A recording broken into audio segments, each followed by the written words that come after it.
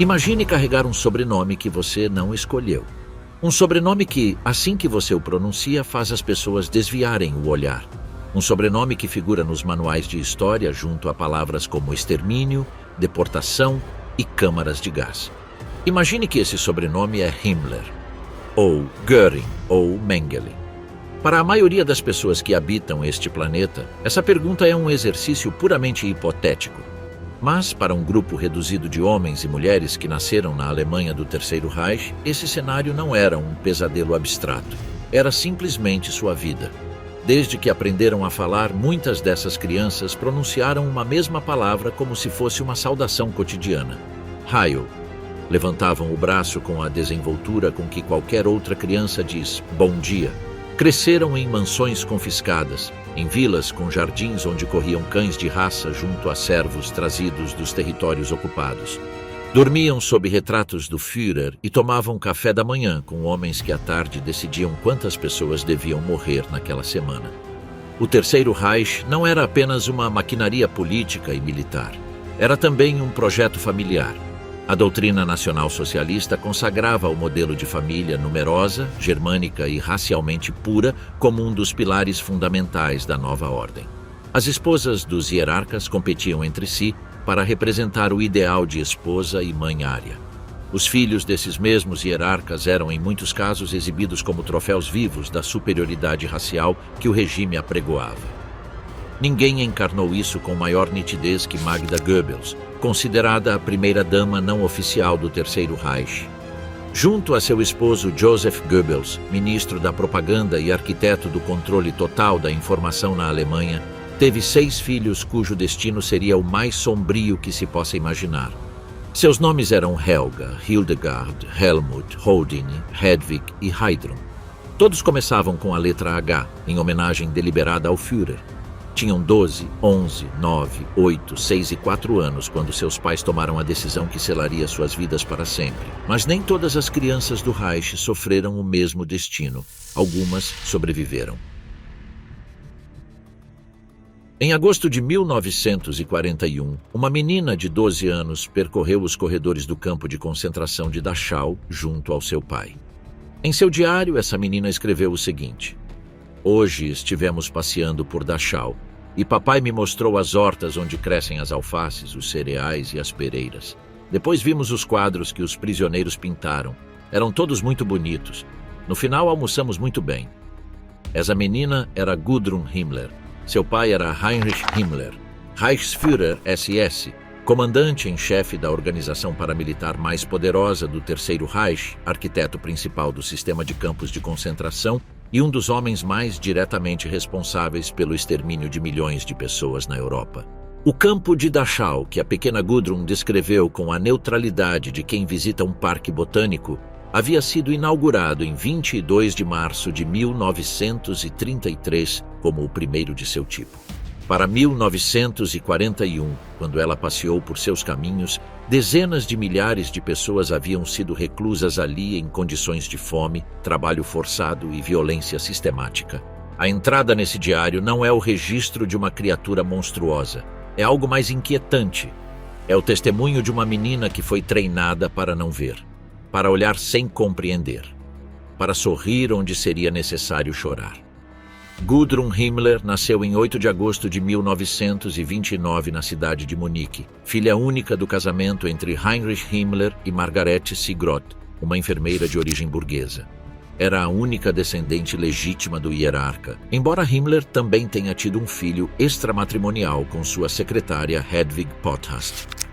Desde os primeiros anos de sua infância, Heinrich demonstrou por Gudrun uma devoção que resultava chamativa em um homem conhecido por sua frieza administrativa. A chamava de Puppe, que em alemão significa bonequinha. Escrevia-lhe cartas quase todas as semanas quando os compromissos do Reich o impediam de estar em casa. Fazia com que ela fosse transladada de avião de Munique até seus quartéis generais para vê-la. Em seus escassos momentos de descanso, passeava com ela por instalações que ele mesmo supervisionava, mostrando-as com o orgulho de quem ensina sua obra a um ser amado. A criação esteve dominada pela ideologia desde o princípio. Ao contrário de outros filhos de hierarcas que simplesmente absorveram o ambiente sem instrução formal, Gudrun foi enviada por seu pai a uma NAPOLA, abreviação de Nationalpolitische Erziehungsanstalt, ou seja, uma instituição de educação política nacional. Estes estabelecimentos eram os mais seletos do sistema educativo nazi, reservados para os filhos da elite do partido. A disciplina era severa, os horários militares e o doutrinamento ideológico era tão sistemático quanto a instrução em matemática ou idiomas. Gudrun, contudo, não se destacou academicamente e teve que abandonar a instituição antes de terminar seus estudos. Ainda assim, os valores absorvidos nesses anos ficaram gravados com a mesma profundidade com que a cinza se incrusta nas pedras. Em abril de 1945, o mundo que Gudrun conhecia começou a desmoronar. As tropas aliadas avançavam desde o oeste e desde o leste sobre uma Alemanha em colapso. Heinrich Himmler, que havia sido uma das figuras mais poderosas do Reich durante 12 anos, tentou nos últimos dias do conflito negociar com os aliados ocidentais pelas costas de Hitler, um ato que o Führer considerou traição e que levou à sua expulsão do partido antes do suicídio do ditador. Em 23 de maio de 1945, Himmler foi capturado por soldados britânicos enquanto tentava cruzar a fronteira com documentação falsa. Tinha raspado o bigode, rapado a cabeça e usava um tapa-olho sobre um olho. Não serviu de nada. Foi identificado e detido. Poucas horas depois, morderá uma cápsula de cianeto que levava oculta na cavidade de um dente molar e morrerá antes que ninguém possa impedi-lo. A notícia chegou a Gudrun quando ela e sua mãe já haviam sido detidas por forças norte-americanas. Mãe e filha foram transladadas a uma sucessão de campos de prisioneiros na Itália, França e, finalmente, Alemanha. Para 1946 foram conduzidas a Nuremberg, onde deviam testemunhar no processo judicial mais importante do século, o julgamento que julgou os líderes do regime nazi por crimes contra a paz, crimes de guerra e crimes de lesa humanidade. Gudrun, que então tinha 16 anos, declarou diante do tribunal o que sabia e o que queria que acreditassem que sabia. Foi posta em liberdade nesse mesmo ano. O que veio depois não foi a história de uma mulher que confrontou o passado, foi a história de uma mulher que consagrou o resto de sua vida a preservá-lo. Em 1951, Gudrun Himmler se uniu a uma organização clandestina chamada Stille Hilfe, que em alemão significa ajuda silenciosa. Esta entidade, fundada com a participação de figuras tão insuspeitas como a princesa Sofia de Saxe-Weimar, operava como uma rede de apoio para ex-membros das SS que se encontravam em situações judiciais comprometidas, prófugos da justiça ou simplesmente necessitados de recursos econômicos para reconstruir suas vidas sob identidades falsas. Através de uma extensa rede de contatos que chegava até a Argentina, Bolívia, Chile e Paraguai, Stille Hilfe provia documentação, dinheiro e vias de escape a criminosos de guerra que de outra forma teriam enfrentado processos judiciais na Europa. Um dos beneficiários documentados desta rede foi Klaus Barbie, o oficial da Gestapo apelidado de O Carniceiro de Lyon, pelos métodos de tortura que utilizou contra membros da resistência francesa durante a ocupação. Barbie, que havia conseguido escapar para a Bolívia com a ajuda destas redes, foi finalmente extraditado para a França em 1983 e condenado à prisão perpétua em 1987 por crimes contra a humanidade. Gudrun Himmler, segundo investigações jornalísticas posteriores, havia contribuído para financiar parte de sua defesa. Nos anos 60, um capítulo ainda mais sombrio de sua biografia vem à luz décadas depois. De acordo com arquivos desclassificados do governo alemão, Gudrun foi empregada entre 1961 e 1963 pelo Bundesnachrichtendienst, o Serviço Federal de Inteligência da Alemanha Ocidental, sob um nome falso. O organismo era então comandado por Reinhard Gehlen, um general da Wehrmacht que havia dirigido as operações de inteligência contra a União Soviética durante a guerra e que, após a derrota, foi recrutado pelos serviços de inteligência norte-americanos antes de passar ao serviço da nova Alemanha. Para reconstruir a agência, Gehlen contratou sistematicamente pessoas com vínculos comprovados no nazismo e experiência em atividades anticomunistas. Gudrun era uma delas. Em 1963, após uma reestruturação do governo federal, foi demitida junto a outros ex-membros do partido. Durante as décadas seguintes, Gudrun adotou o sobrenome de seu esposo, Wolf-Dieter Burwitz, um propagandista de simpatias nazis, e passou a ser conhecida publicamente como Gudrun Burwitz. A mudança de sobrenome cumpria uma função pragmática. Na Alemanha de pós-guerra, o nome Himmler convertia cada gestão burocrática em um interrogatório. Sem embargo, em seu círculo ideológico, jamais renunciou ao sobrenome paterno, nem aos valores que esse sobrenome representava. Era venerada como a princesa nazi e, em algumas reuniões de caráter neonazi, era chamada com macabra ironia de a Madre Teresa dos nacionalsocialistas. Em 2015, um jornalista britânico conseguiu chegar até a porta de sua casa em Munique. Confrontou-a com acusações diretas, que havia ajudado assassinos, que havia financiado a defesa de criminosos de guerra, que carecia de escrúpulos. Gudrun respondeu com brevidade: "Nunca falo do meu trabalho, só faço o que posso e quando posso." Gudrun Himmler Burwitz faleceu em 24 de maio de 2018 na cidade de Munique, aos 88 anos. Até o último dia de sua vida portou um broche de prata em forma de 4 cavalos dispostos em esvástica, presente de seu pai.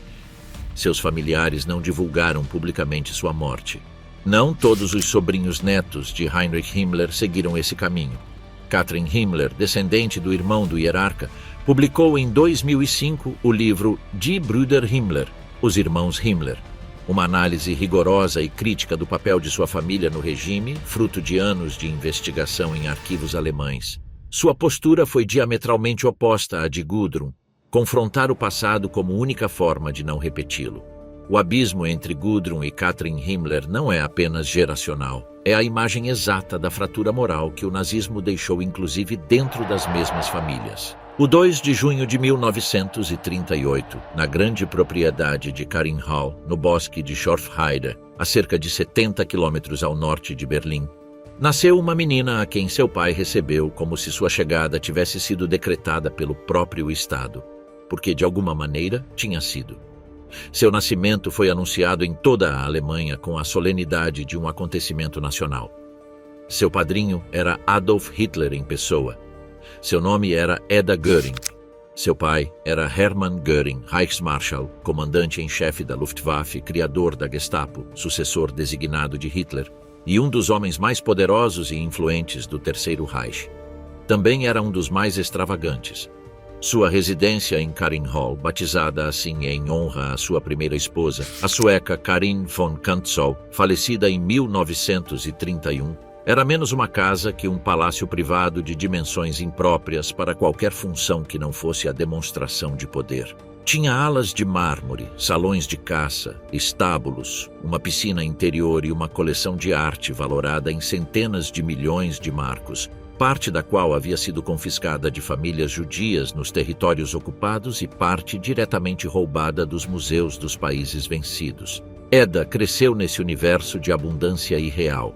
Segundo os testemunhos recolhidos em crônicas da época, seu pai acumulava de presentes extraordinários: pinturas de mestres flamengos para adornar seus aposentos de infância, objetos de porcelana do século XVIII, brinquedos de madeira talhados por artesãos bávaros.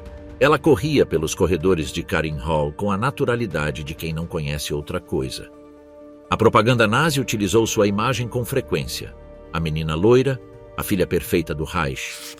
A segunda esposa de Göring, Emmy Sonnemann, uma atriz de teatro que havia conhecido o hierarca em 1932, assumiu com naturalidade o papel de primeira-dama do partido que as circunstâncias lhe impunham. Era culta, elegante e politicamente menos comprometida que Magda Goebbels, embora igualmente instalada na bolha de privilégio que o regime gerava para seus favoritos. Edda a adorava, e essa relação mãe-filha seria, nos anos vindouros, a única âncora de estabilidade em uma vida que se converteria em ruínas. Em janeiro de 1945, com o Frente Oriental desmoronando e os exércitos soviéticos avançando para o coração da Alemanha, a família Göring abandonou Karin Hall. Hermann ordenou explodir a propriedade com explosivos antes que caísse em mãos inimigas. décadas de coleção, toneladas de arte espolhada, o palácio que havia sido o símbolo mais ostentoso do poder nazi, tudo desapareceu em uma série de explosões. Eda tinha 6 anos. O estrondo dessas detonações foi o som do fim do seu mundo. Hermann Göring foi capturado por tropas estadunidenses em maio de 1945, na localidade de Fischhorn, Áustria. Foi trasladado ao processo de Nuremberg, onde se converteu em um dos acusados mais visíveis, desafiando o tribunal com uma inteligência que surpreendeu seus juízes. Foi condenado à morte por crimes contra a paz, crimes de guerra e crimes de lesa humanidade em 1º de outubro de 1946. Eda e sua mãe foram internadas em uma residência controlada por forças estadunidenses em Bad Sachsa, em território alemão. Ali, viveram em condições de relativo conforto, embora sem liberdade de movimento. Em 1946 foram liberadas. Eda teve permissão de visitar seu pai na prisão de Nuremberg com relativa regularidade até a noite de 15 de outubro de 1946, quando Göring, horas antes de sua execução programada, tirou a própria vida ingerindo cianeto. A pílula, segundo as investigações posteriores, havia sido introduzida na cela através de métodos que o tribunal nunca conseguiu esclarecer definitivamente. Tinha 53 anos. Eda tinha 8. O que seguiu foi uma infância e uma adolescência marcadas pela pobreza e pelo estigma. Amy Sonnemann, que havia vivido rodeada de luxo durante mais de uma década, teve que reconstruir uma existência do zero na Alemanha destruída de pós-guerra. Eda a acompanhou, primeiro em apartamentos modestos da Baviera e logo em uma vida de perfil baixo que se prolongou durante décadas. O governo alemão havia confiscado todos os bens de Göring, incluindo as obras de arte que não tinham sido destruídas na explosão de Marienhall. Eda empreenderia nos anos posteriores uma série de recursos legais para tentar recuperar parte desse patrimônio, argumentando que muitas das obras tinham sido presentes pessoais de seu pai. Os tribunais alemães rejeitaram sistematicamente suas petições. Em sua vida adulta, Eda trabalhou durante anos em uma clínica de reabilitação, onde adquiriu conhecimentos de enfermagem e cuidados médicos que lhe permitiriam atender sua mãe em sua velhice. Amy Sonnemann morreu em 1973. A partir de então, Eda foi se retirando progressivamente de qualquer vida pública. Nas poucas entrevistas que concedeu ao longo de sua vida, o padrão era sempre o mesmo. Eda falava de seu pai com afeto visível, descrevendo as cenas familiares em Marienhall, os jogos, os presentes, a ternura doméstica de um homem que nos registros históricos aparece como um dos maiores criminosos do século. Não negava os crimes do regime com a ferocidade ideológica de Gudrun Himmler, simplesmente os deixava fora do quadro. Seu pai era o homem que lhe dava pinturas para o seu quarto, não o homem que ordenava fuzilamentos. Eda Göring faleceu em 21 de dezembro de 2018 em Munique, aos 80 anos. Seus familiares não comunicaram publicamente sua morte e foi enterrada em uma tumba sem nome em um cemitério da cidade, em uma decisão que seus achegados tomaram para protegê-la, inclusive na morte, da carga de um sobrenome que nunca pôde soltar. Um detalhe póstumo define com precisão a natureza de seu legado.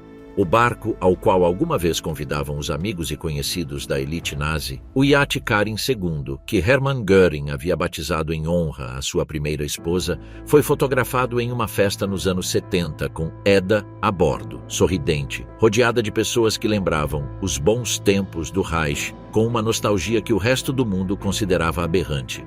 Essa fotografia, mais que qualquer declaração pública, revela o mundo no qual Eda viveu encerrada. Em 10 de maio de 1941, um avião Messerschmitt Bf-110 decolou da pista da Luftwaffe, em Augsburgo, Baviera, às 5h45 da tarde. No comando ia Rudolf Hess, o terceiro secretário do Reich e número 2 oficial do Partido Nacional Socialista. Não levava nenhum passageiro. Sim, levava uma carta para sua esposa Ilse, fotografias de seu filho de 3 anos, Wolf Rüdiger, e uma missão que ninguém mais no governo alemão conhecia. 4 horas depois, paraquedista sobre os campos da Escócia, nos arredores da localidade de Eaglesham, foi capturado por um lavrador chamado David McLean. Hess afirmou querer reunir-se com o Duque de Hamilton para negociar a paz entre a Alemanha e a Grã-Bretanha. Os britânicos o consideraram, no melhor dos casos, um lunático. Em Berlim, Hitler ordenou que se dissesse que Hess havia enlouquecido. Wolf Rüdiger Hess nasceu em 18 de novembro de 1937 em Munique. Seu nome foi escolhido em honra a Adolf Hitler, que utilizava o pseudônimo Wolf durante os primeiros anos do movimento nazi. Seu padrinho era o próprio Führer. Tinha 3 anos quando seu pai desapareceu no céu da Escócia e não voltaria a vê-lo em condições normais durante décadas. Ilse Hess, sua mãe, recebeu a notícia do voo de seu esposo com uma mistura de estupor e orgulho complexo. Fiel à ideologia que compartilhava com Rudolf, recusou-se a condená-lo publicamente e se retirou com o pequeno Wolf para a casa familiar em Bad Oberdorf, uma aldeia dos Alpes bávaros onde mãe e filho viveram os anos da guerra, em um isolamento que a queda do Reich converteu em estigma.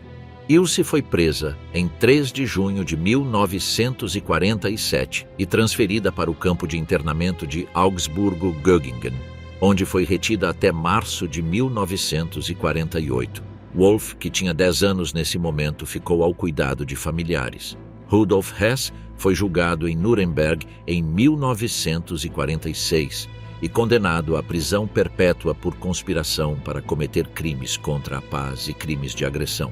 O tribunal rejeitou a pena de morte que solicitavam alguns promotores, em parte porque seu papel nas atrocidades mais diretas do regime era mais difícil de documentar que o de outros acusados. Foi transferido para a prisão de Spandau, em Berlim Ocidental, onde permaneceu como preso durante mais de 4 décadas, compartilhando instalação com outros condenados de Nuremberg, e finalmente, desde 1966, como o único prisioneiro de uma prisão construída para 600 reclusos e administrada conjuntamente pelas 4 potências aliadas. Wolf Rüdiger Hess cresceu com essa realidade como pano de fundo permanente. Estudou arquitetura em Munique e construiu uma carreira profissional nesse campo, mas a figura de seu pai acorrentado em Spandau se converteu no eixo gravitacional de sua vida adulta. Em 1967, com 30 anos, iniciou uma campanha pública e política para conseguir a liberação de Rudolf, argumentando que a avançada idade de seu pai, que havia ultrapassado os 70 anos, e seu deteriorado estado de saúde tornavam cruel e desnecessária sua continuada reclusão. Obteve apoios de políticos alemães e britânicos, incluindo Willy Brandt. O Ministério de Relações Exteriores soviético, encabeçado por Andrei Gromyko, vetou sistematicamente qualquer proposta de liberação, argumentando que Hess jamais havia mostrado arrependimento algum e que seguia proclamando sua inocência. Isso era verdade. Em sua declaração final diante do Tribunal de Nuremberg, o próprio Rudolf Hess havia declarado: "Se tivesse que começar de novo, atuaria tal e como atuei, inclusive se soubesse que no final me esperava uma fogueira acesa para a minha morte." Em 17 de agosto de 1987, Rudolf Hess foi encontrado morto no jardim da prisão de Spandau, com um cabo elétrico ao redor do pescoço. Tinha 93 anos. As autoridades da prisão declararam que havia sido um suicídio. Wolf Rüdiger Hess rejeitou essa versão com veemência. Passou os anos seguintes investigando as circunstâncias da morte de seu pai e publicou 2 livros a respeito. Meu pai, Rudolf Hess, 1986, e Quem Assassinou Meu Pai, Rudolf Hess, publicado depois da morte do ancião.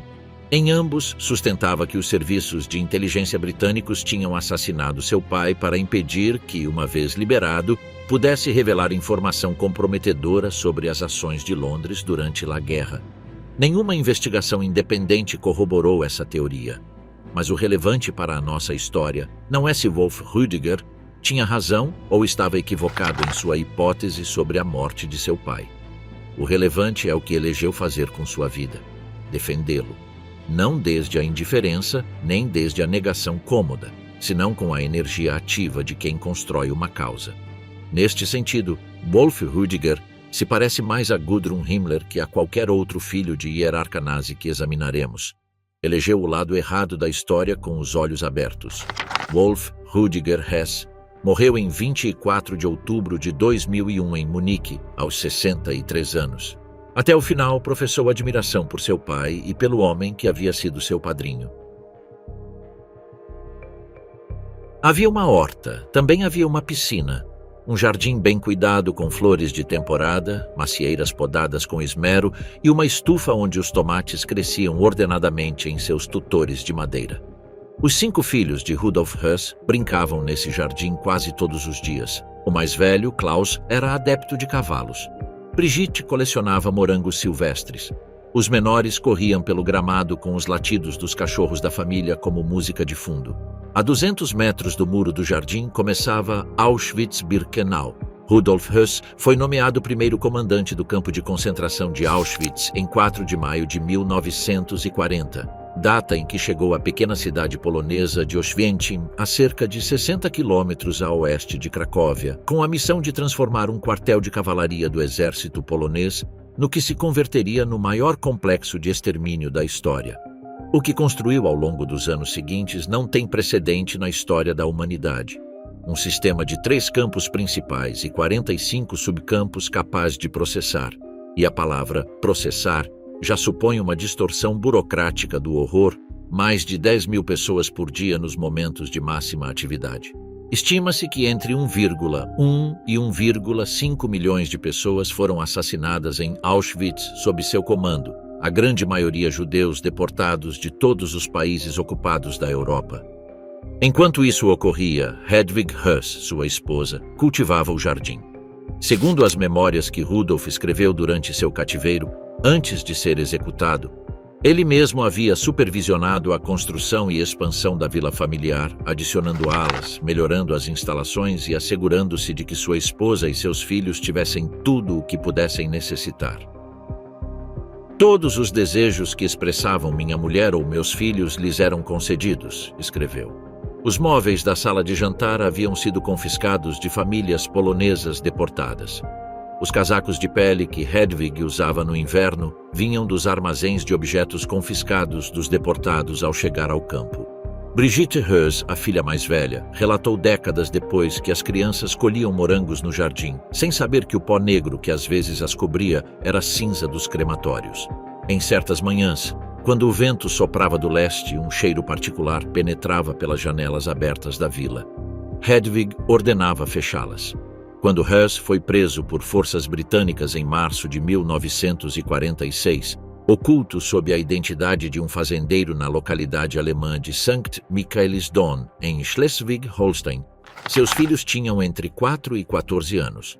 Foi julgado na Polônia, condenado à morte pelo Supremo Tribunal Nacional Polonês em 2 de abril de 1947 e enforcado em 16 de abril desse mesmo ano no mesmo lugar onde havia exercido sua autoridade durante anos, junto à primeira câmara de gás de Auschwitz. A vida dos Höss depois da execução de seu pai foi a história de uma queda livre desde o privilégio até o estigma. Hedwig se negou a buscar emprego e dependeu durante anos de redes informais de apoio entre ex-nazis.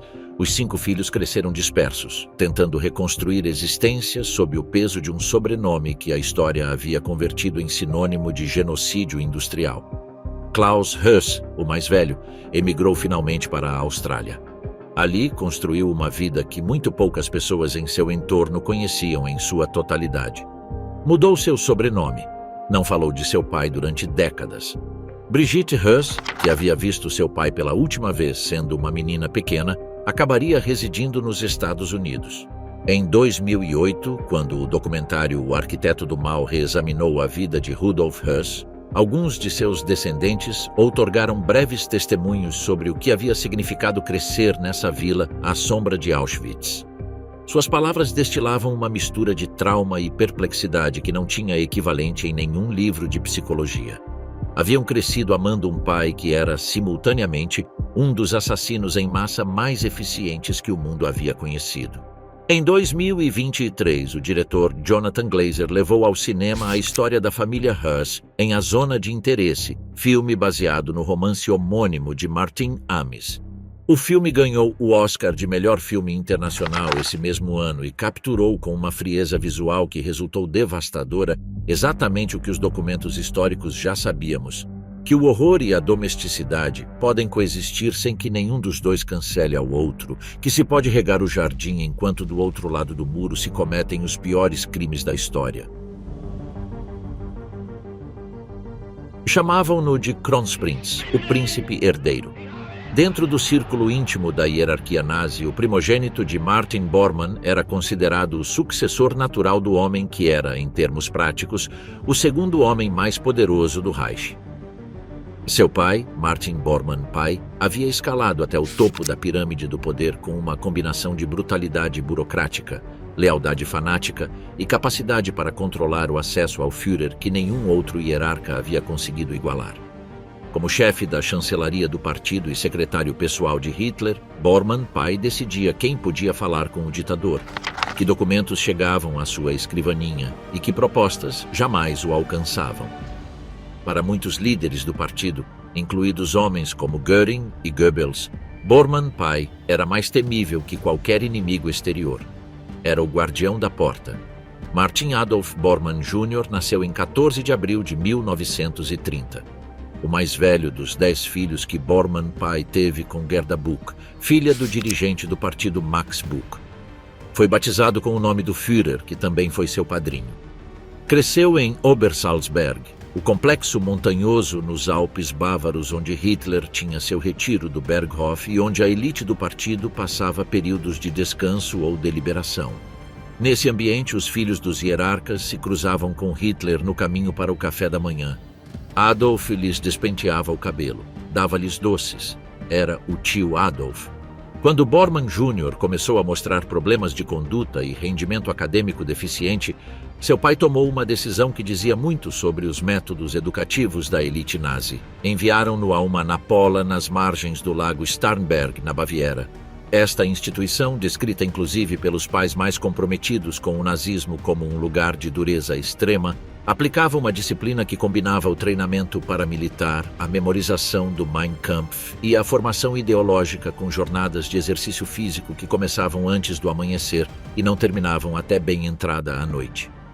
Aos 13 anos, Martin Jr. já treinava com armas, desfilava com uniforme e recitava parágrafos inteiros do livro do Führer como se fossem orações. Em 2 de maio de 1945, quando as tropas soviéticas tomavam Berlim e Hitler já havia morrido em seu bunker, Martin Bormann pai tentou escapar da cidade cercada. Morreu durante essa tentativa de fuga, embora seu corpo não tenha sido identificado com certeza até 1998, quando análises de DNA realizadas sobre restos ósseos encontrados em Berlim confirmaram definitivamente sua identidade. Durante décadas, a hipótese de que havia logrado escapar para a Argentina alimentou as teorias de uma rede de nazis fugidos na América do Sul. Para Martin Adolf Bormann Jr., que então tinha 15 anos, o colapso do Reich foi simultaneamente o desaparecimento de ambos pais.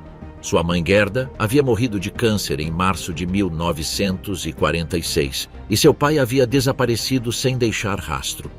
Encontrou-se sozinho, com o uniforme das juventudes hitleristas e a cruz esvástica costurada no braço, frente a um mundo que havia destruído tudo o que conhecia. Vagou durante semanas pelos caminhos da Baviera até que foi recolhido por um pastor chamado Theodor Schmidt, quem o abrigou em sua granja e lhe ofereceu o que o jovem jamais havia conhecido em sua educação ideológica: bondade sem condições.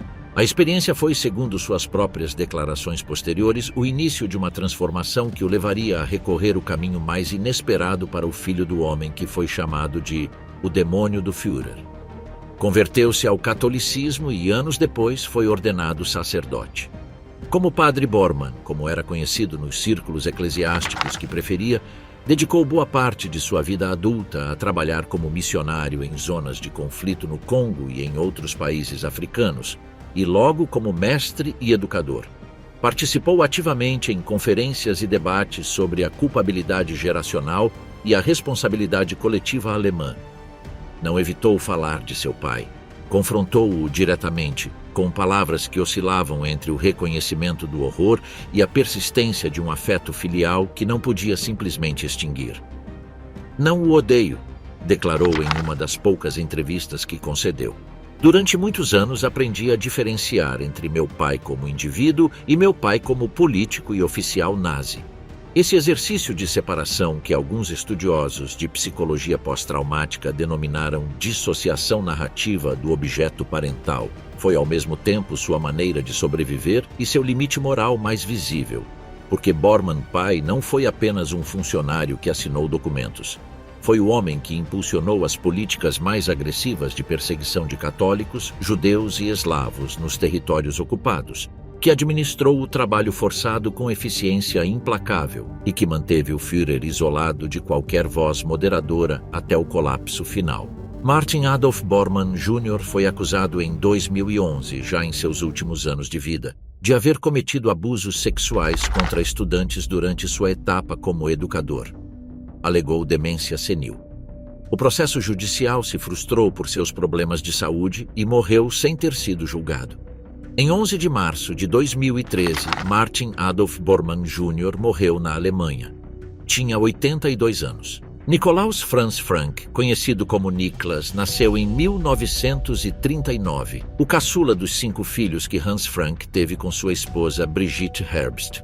Era tão pequeno quando começou a guerra que suas primeiras lembranças conscientes são dos corredores do castelo de Wawel, em Cracóvia, Polônia, onde seu pai se instalou como governador-geral dos territórios poloneses ocupados pela Alemanha.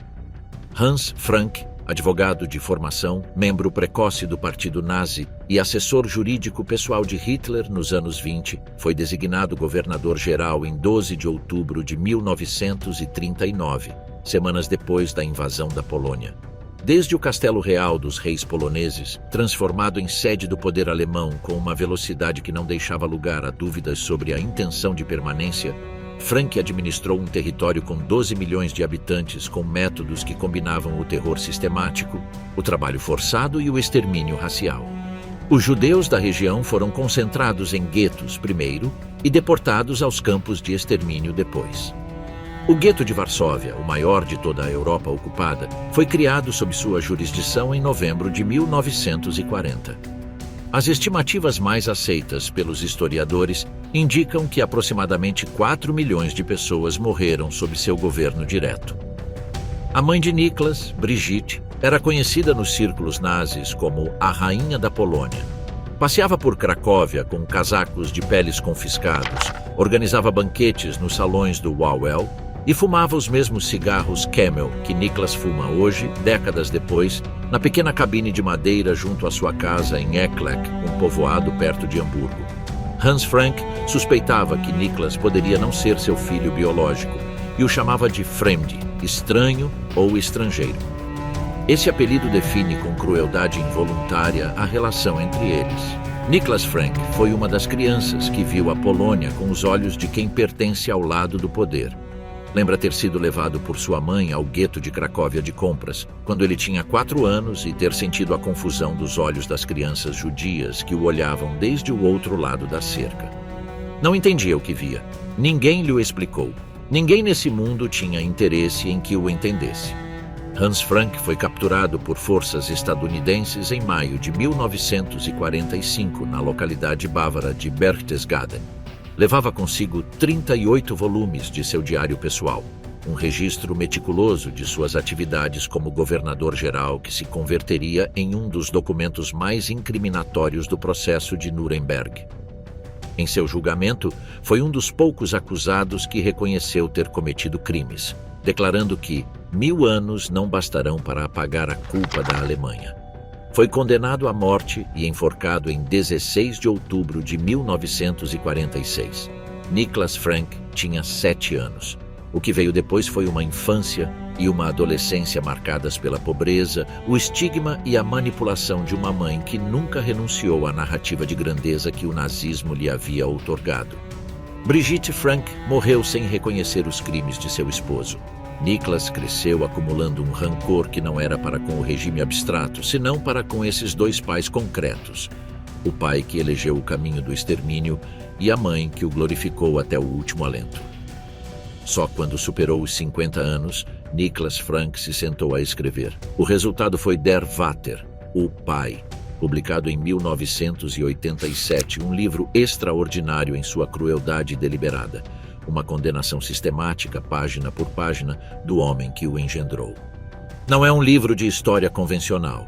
É um ajuste de contas pessoal escrito com a precisão de quem passou décadas esmiuçando cada ato de seu pai para encontrar a medula do mal.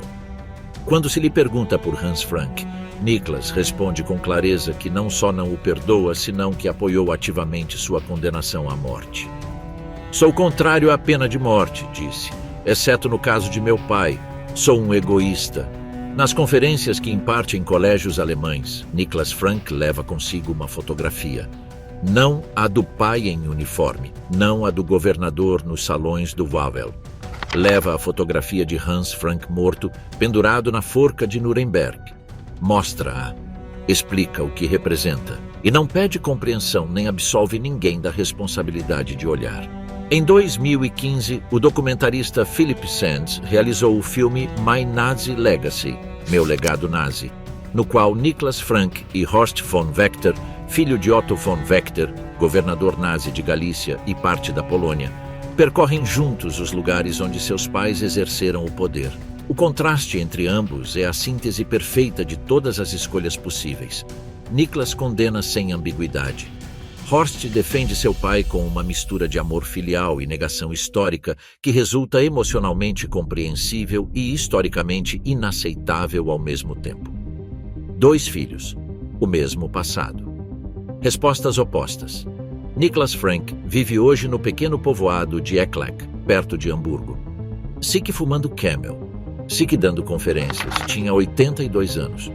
Em julho de 2011, em uma sala de leilões de Nova York, uma coleção de 3.380 páginas de manuscritos escritos à mão foi vendida por $245 mil. O comprador foi o filho de um sobrevivente do Holocausto, um judeu ultra-ortodoxo que declarou haver adquirido os cadernos com o propósito de publicá-los como ferramenta contra o negacionismo.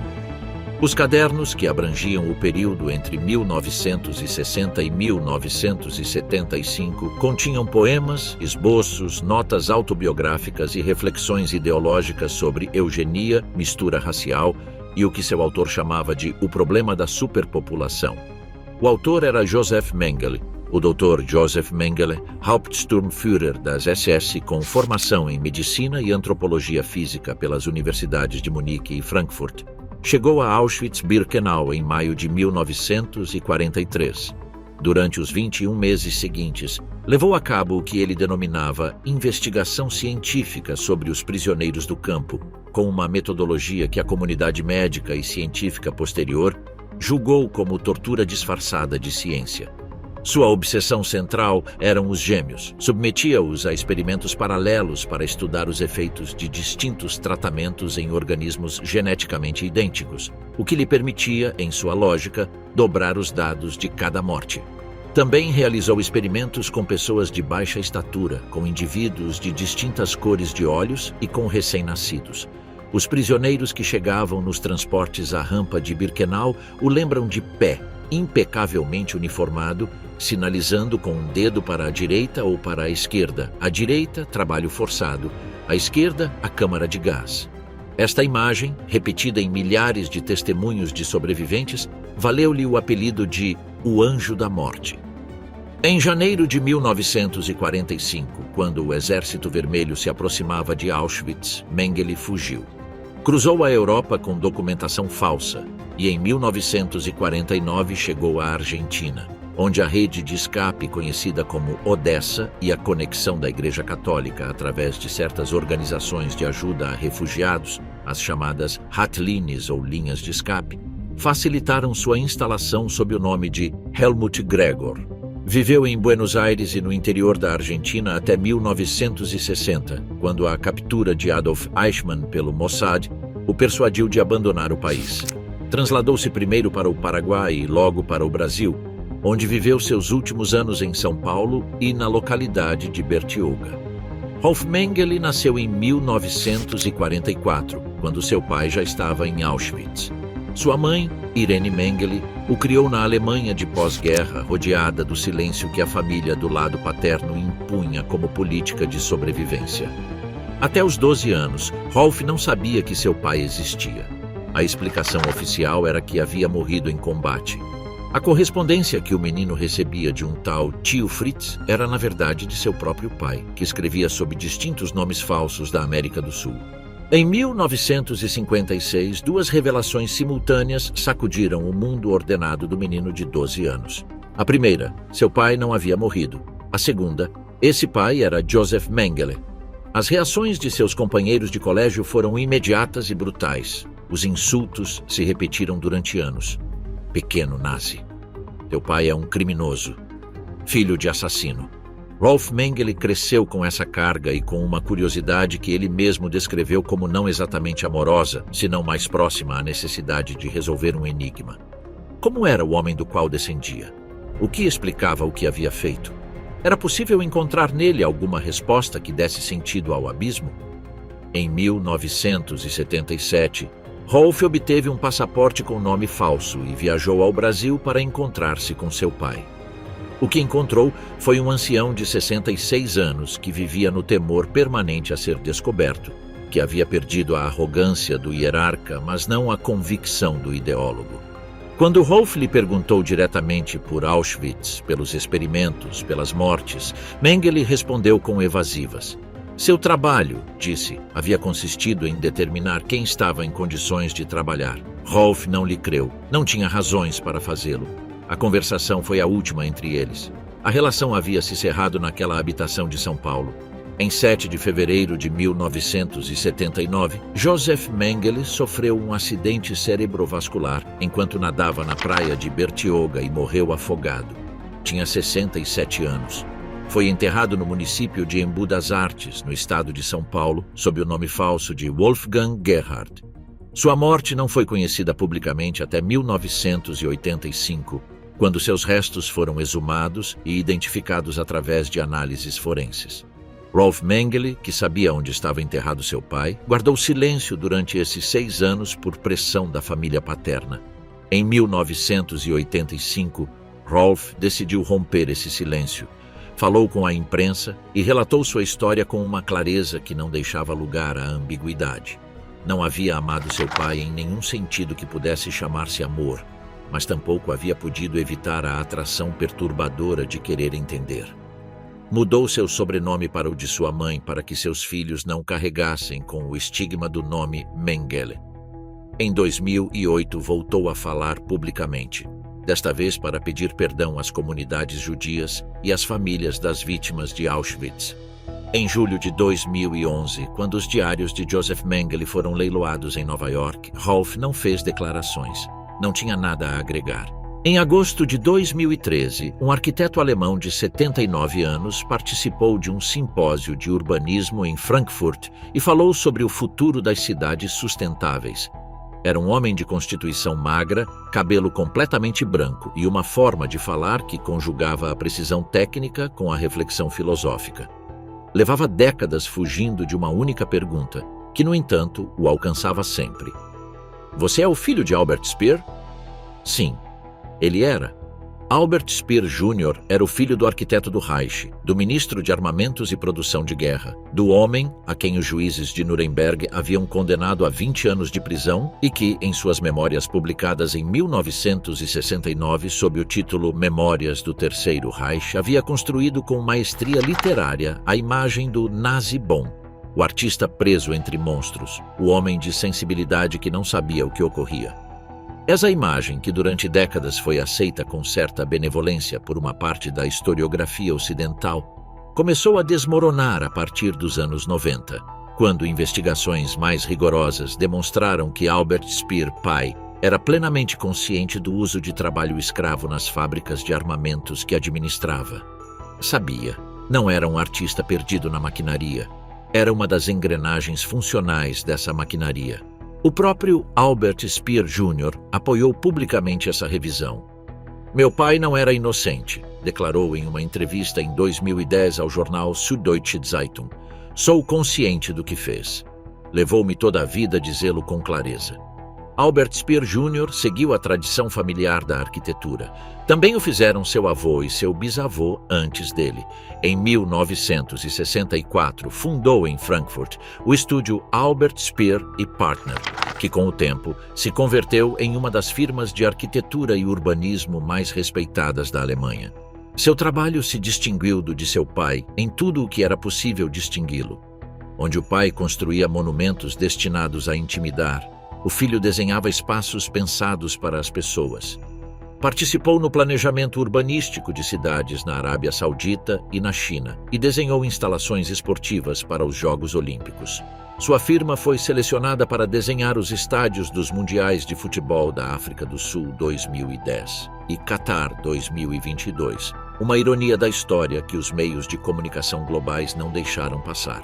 O filho do arquiteto de Hitler construindo os estádios do evento esportivo mais visto do planeta. Albert Speer Jr. morreu em 15 de setembro de 2017 em Frankfurt, aos 83 anos.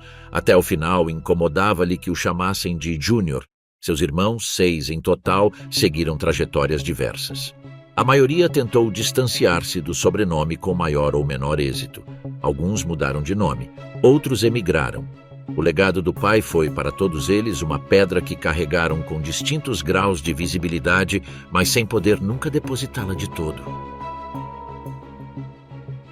O 1º de maio de 1945, no bunker situado sob a chancelaria do Reich, em Berlim, enquanto o Exército Vermelho lutava rua por rua a menos de 1 quilômetro de onde estavam, Magda Goebbels preparou seus 6 filhos para a morte.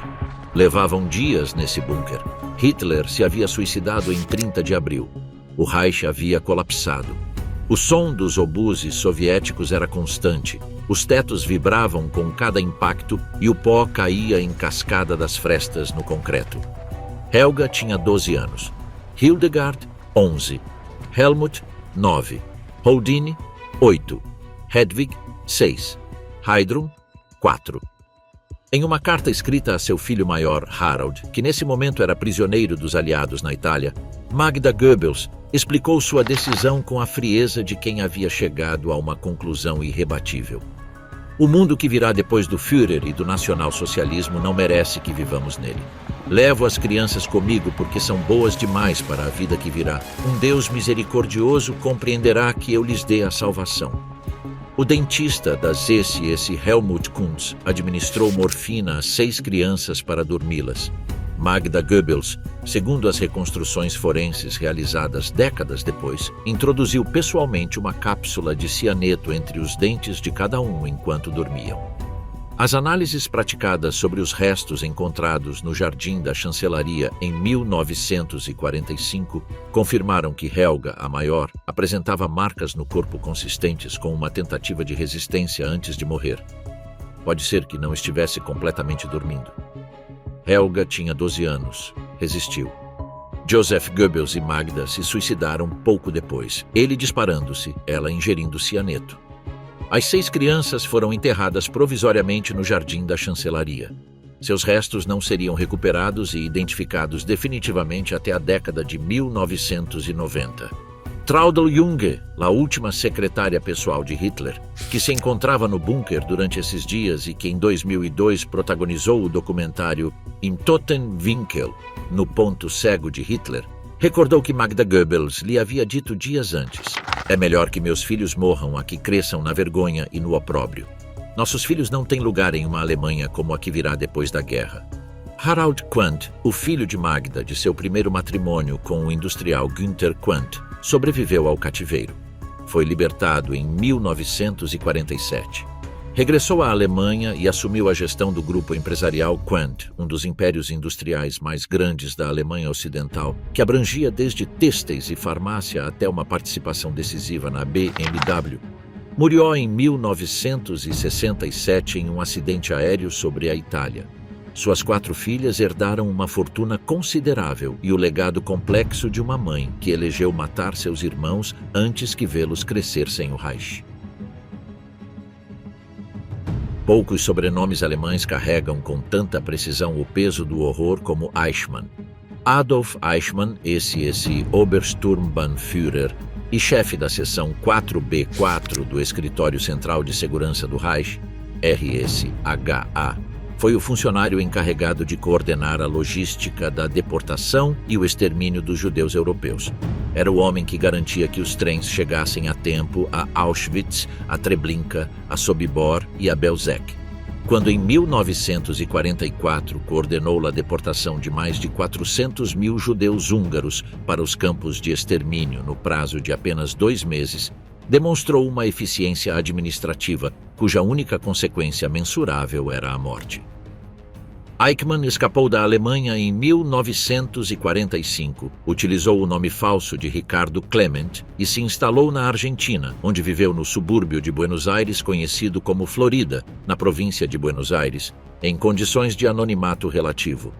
Em 11 de maio de 1960, agentes do Mossad israelense o capturaram na Rua Garibaldi, em São Fernando, após meses de vigilância. Foi trasladado clandestinamente a Israel, onde foi julgado em Jerusalém em 1961 e executado mediante enforcamento em 31 de maio de 1962. Era o primeiro e até hoje único caso em que Israel aplicou a pena capital. Adolf Eichmann teve 4 filhos varões, Klaus, Horst, Dieter e Ricardo. Seus caminhos divergiram de maneira que nenhum roteirista haveria podido imaginar. Klaus Eichmann, o maior, e Horst Eichmann, o segundo, seguiram seu pai em suas convicções. Quando Eichmann foi capturado em Buenos Aires, Klaus e Horst, que também viviam na Argentina, tentaram por vários meios organizar seu resgate. Fundaram, junto a outros simpatizantes do nazismo no país, o Frente Nacional Socialista Argentino, uma organização criada com o propósito declarado de pressionar pelo retorno de seu pai desde Israel. A organização fracassou em seu objetivo, como era de se esperar.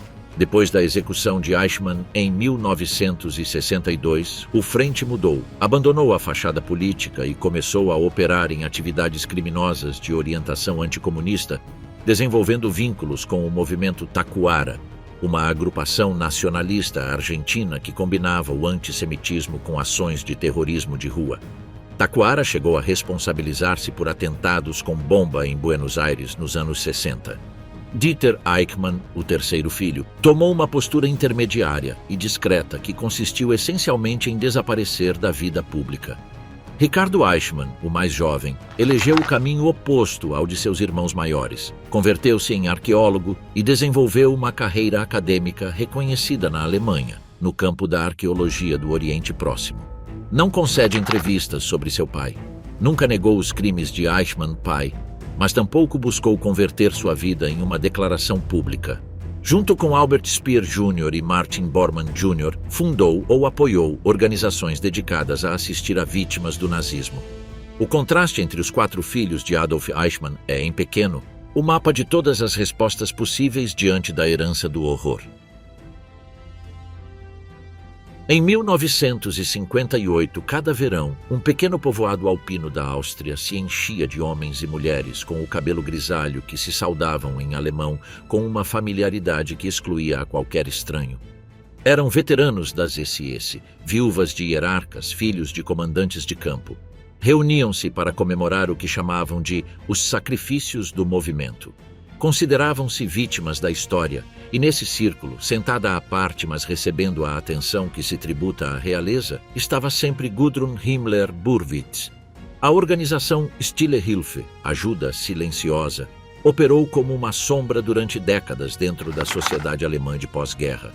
Não tinha sede oficial, não publicava balanços, não registrava membros em nenhum padrão acessível, funcionava através de uma rede de contatos pessoais, contas bancárias privadas e a confiança absoluta entre pessoas que compartilhavam o segredo de seu passado. Sua missão, tal como a definiam seus próprios membros nos raros momentos em que falavam dela, era cuidar dos nossos. Os nossos incluíam oficiais das SS condenados por crimes de guerra que cumpriam sentenças em prisões alemãs e que recebiam através da organização apoio econômico para suas famílias. Incluíam também prófugos que haviam escapado para a América do Sul e que necessitavam renovar documentação falsa conseguir novas identidades ou simplesmente receber dinheiro para subsistir. E em casos documentados, incluíam também criminosos que se enfrentavam a extradições e cujos custos de defesa legal eram cobertos parcialmente através dos fundos da organização. Um desses casos foi o de Klaus Barbie. Johann Barbie, conhecido como Klaus, nascido em 1913 em Bad Godesberg, foi oficial da Gestapo em Lyon entre 1942 e 1944.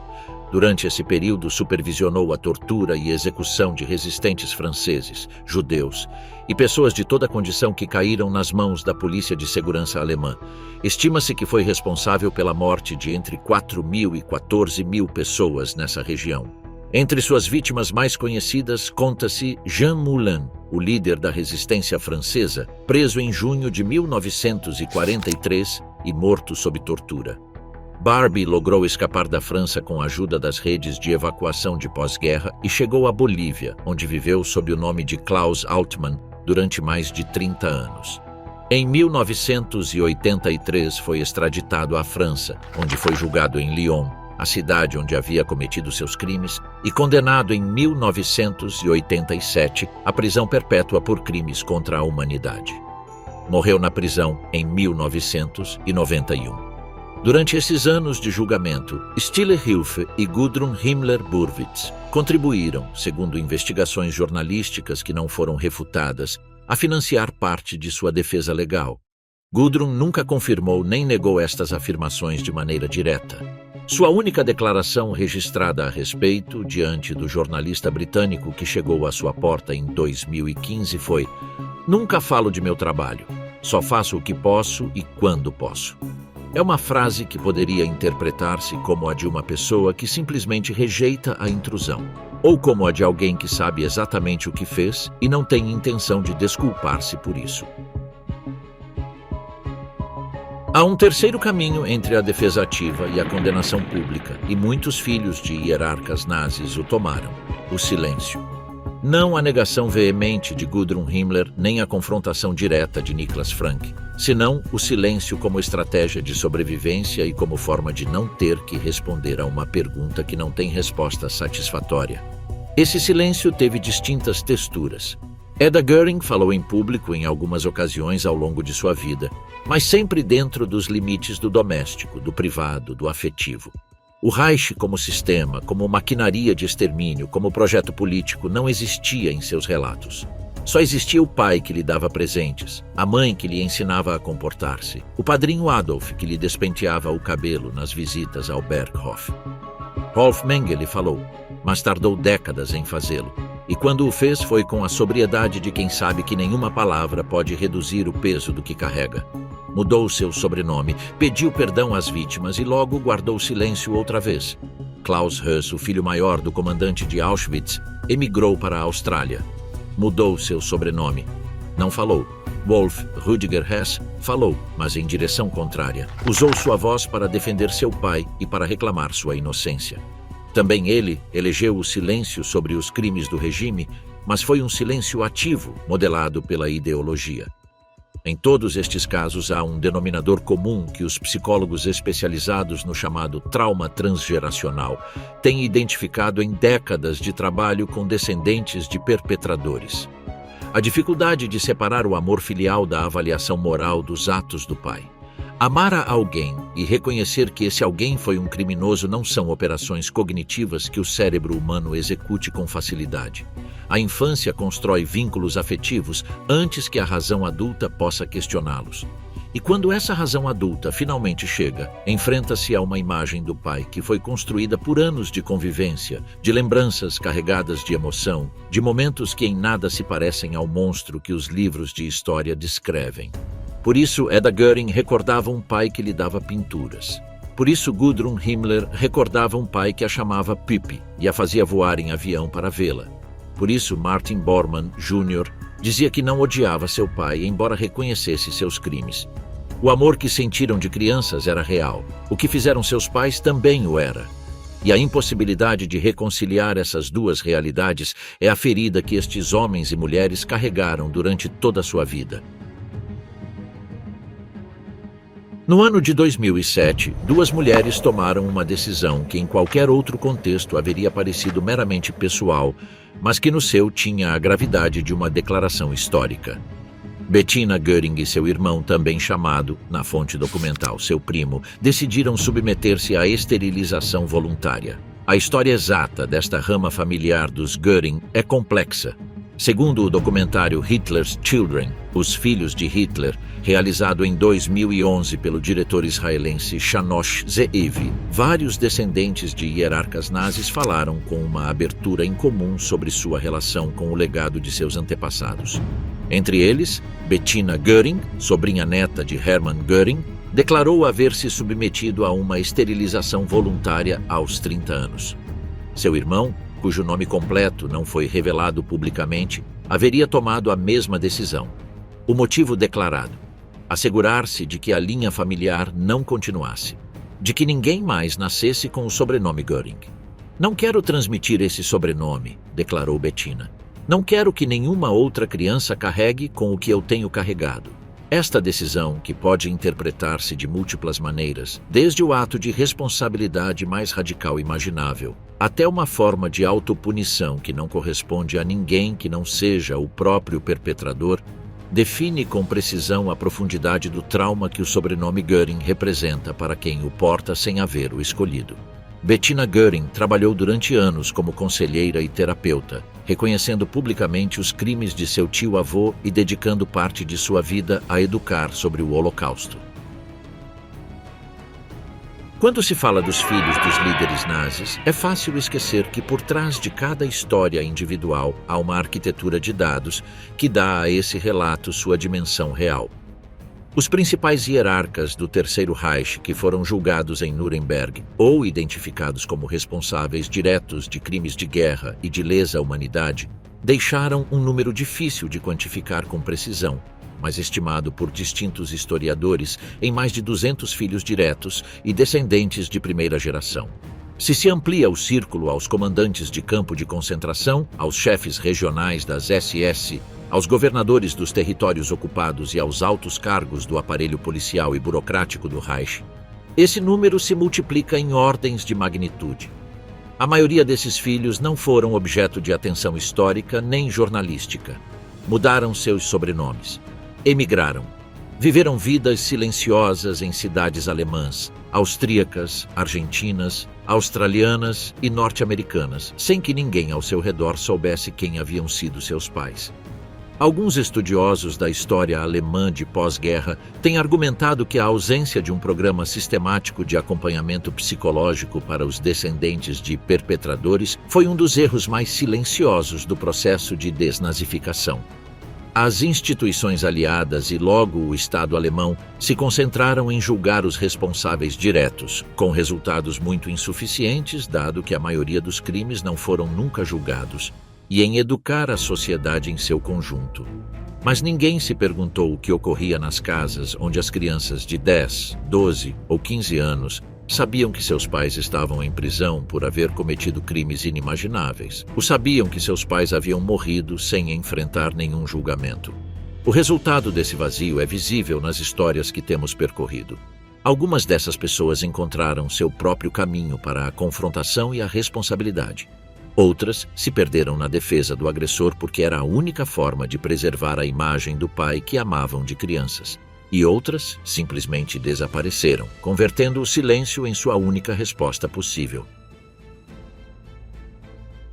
No outono de 1989, quando o Muro de Berlim caiu e a Alemanha dividida começou seu processo de reunificação, reabriu-se também uma pergunta que nunca havia sido respondida de todo: como se constrói uma identidade nacional que inclua a memória do nazismo sem que essa inclusão se converta em glorificação nem em amnésia? A resposta alemã a essa pergunta tem sido, em comparação histórica, notável. A República Federal da Alemanha instituiu desde muito cedo mecanismos legais de perseguição de crimes de guerra que, embora imperfeitos e insuficientes em suas primeiras décadas, foram incrementando sua eficácia com o tempo. O processo mais recente e emblemático foi o de Oskar Gröning, o contador de Auschwitz, julgado em 2015 aos 93 anos por cumplicidade no assassinato de 300 mil pessoas e condenado a 4 anos de prisão. Gröning foi o símbolo de que a Alemanha não tinha a intenção de deixar prescrever a memória desses crimes. Ao mesmo tempo, a educação sobre o Holocausto foi incorporada de maneira obrigatória nos planos de estudo escolares alemães desde os anos 60, com uma profundidade que aumentou progressivamente. Os memoriais proliferaram. O Memorial aos Judeus Assassinados da Europa, inaugurado em Berlim em 2005, ocupa um bloco inteiro do centro da capital alemã e consiste em 2.711 blocos de concreto de distintas alturas dispostos em um campo que o visitante deve percorrer fisicamente. Não há nomes nesses blocos, não há esculturas. Solo volume, espaço e o desassossego de caminhar entre massas de pedra cuja escala evoca, sem representá-las, as massas de vítimas. Figuras como Niklas Frank e Rolf Mengele participam regularmente destas iniciativas, levando a colégios e institutos seus testemunhos sobre o que significa crescer sabendo quem foi teu pai. Seus vozes são parte de um sistema de memória coletiva que a Alemanha tem construído com esforço consciente e que, em sua imperfeição e em sua continuidade, representa uma das tentativas mais sérias que uma nação jamais fez para não repetir o que foi.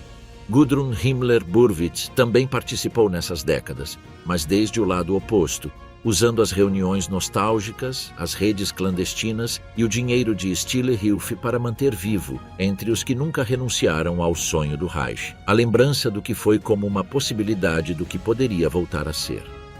O contraste entre estes dois projetos, o de memória crítica e o de memória complacente, é o mesmo que define a história de todos os filhos dos líderes nazis. Não é um contraste entre o bem e o mal em abstrato, senão entre a escolha consciente de olhar e a escolha igualmente consciente de não olhar. Em Berlim, no bairro de Neukölln, há uma mulher chamada Monika Goeth. É artista visual. Seu trabalho gira quase exclusivamente ao redor de seu sobrenome, porque esse sobrenome é o de Amon Goeth, o comandante do campo de concentração de Płaszów, nas redondezas de Cracóvia, que Schindler retratou em sua lista e que foi julgado e executado em 1946 pelo Supremo Tribunal Nacional polonês. Monika Goeth não é filha direta de Amon Goeth, é sua neta. Nunca o conheceu.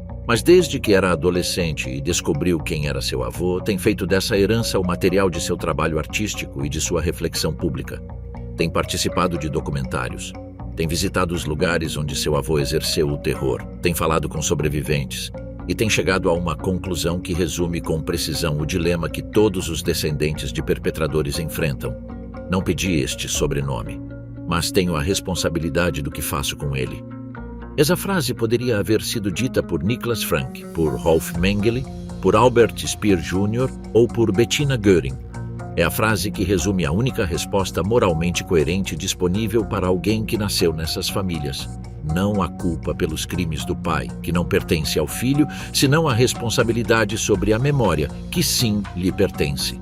Há descendentes de hierarcas nazis que elegeram essa responsabilidade com valentia, como Niklas Frank, que leva décadas mostrando em colégios a fotografia do cadáver de seu pai porque crê que a verdade incômoda é a única vacina contra a repetição.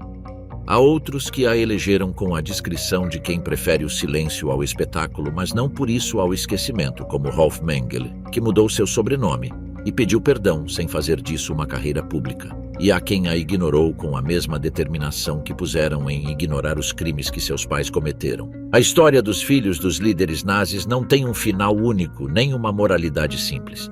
É, como toda história humana que vale a pena contar, uma história de contradições, de amor e horror ocorrido no mesmo espaço, de crianças que foram moldadas por um regime que as usou como propaganda e que logo, quando esse regime caiu, ficaram sós frente à pergunta que nenhuma ideologia pode responder: o que faço agora com quem sou? A resposta de Gudrun Himmler foi: defendo o que fui. A resposta de Niklas Frank foi: condeno o que foi. A resposta de Martin Bormann Jr. foi: busco na fé o que a política não pode dar. A resposta de Rolf Mengele foi: peço perdão e me afasto. A resposta de Eda Göring foi: recordo solo o que amei. A resposta de Bettina Göring foi: interrompo o sobrenome para que não siga. Nenhuma dessas respostas apaga o que ocorreu. Nenhuma devolve a vida às vítimas. Nenhuma repara o dano de uma guerra que deixou entre 50 e 70 milhões de mortos em todo o mundo e que concentrou na Europa o pior genocídio sistemático da história documentada. Mas algumas dessas respostas contribuem para que a memória permaneça viva. E a memória, como sabem melhor que ninguém quem a tem estudado, é a única barreira real contra a repetição. Si necesitas guardar este fragmento directamente como un archivo de texto con formato Markdown, he preparado el documento correspondiente.